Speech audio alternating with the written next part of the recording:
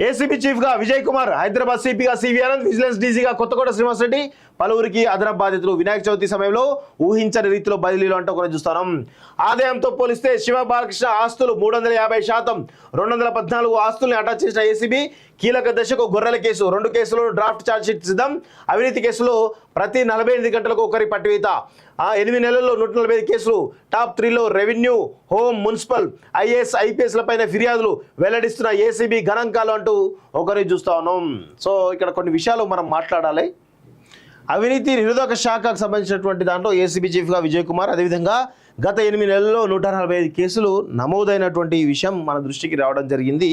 అయితే ఈ క్రమంలో ఏసీబీ అత్యుత్సాహంతో కావచ్చు, లేకపోతే ఇంకేదైనా కావచ్చు. సో మొత్తానికైతే ఇక్కడ కొన్ని విషయాలు తెలుస్తున్న విషయం ఏంటంటే కొంతమంది నిజాయితీ గల ఆఫీసర్లు కూడా బలవుతూ ఉన్నారు. సో దీనివల్ల ఈ ప్రభుత్వం ఏదైతే ఏసీబీ దాడుల విషయంలో ఎంత దృఢంగా వ్యవహరిస్తుందో అదేవిధంగా కొంతమంది అమాయకమైనటువంటి ఆఫీసర్లు కూడా బలవుతూ ఉన్నారు. కొంతమంది ఏసీబీ అధికారులు ఎవరైతే ఉన్నారో వాళ్ళు వాంటెడ్లీ కొంతమంది అధికారులను టార్గెట్గా పనిచేస్తూ ఉన్నారు. సో ఆ అధికారుల వల్ల నిజాయితీ గల ఆఫీసర్లు కూడా ఈరోజు వాళ్ళకు కూడా ఇబ్బంది కలుగుతూ ఉన్నది. ఈ సంఘటన చాలా నా దగ్గరికి ఒక 2-3 రావడం జరిగింది. సో ఎందుకు అంటే వాళ్ళు తప్పు చేయకున్నా కానీ, వాళ్ళు రైడ్లో దొరకకున్నా కానీ ఈరోజు ఎక్కడి నుంచో తీసుకొచ్చేసి ఫోటోలు తీసి వాళ్ళని జైలుకు పంపించే ప్రయత్నం చేయడం జరిగింది. అదేవిధంగా వాళ్ళను అనేక రకాలుగా ఇబ్బందులు పెడుతున్నటువంటి విషయం కూడా ఈ రాష్ట్ర ప్రభుత్వం దృష్టికి తీసుకొస్తా ఉన్నాం. ఏసీబీలో ఉన్నటువంటి కొంతమంది అధికారులు ఎవరైతే ఉన్నారో ఆ